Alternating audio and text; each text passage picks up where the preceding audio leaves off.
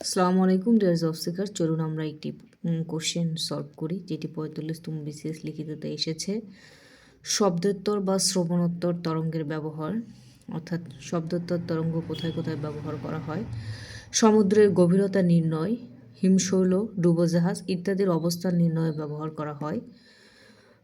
পোতাশ্রয়ের মুখ থেকে জাহাজকে পথ প্রদর্শনের জন্য ব্যবহার করা হয়।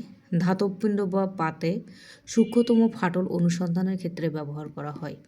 সাধারণভাবে মিশে যায় না এমন তরলসমূহের, যেমন পানি ও পারদ মিশ্রণ তৈরিতে ব্যবহার করা হয়।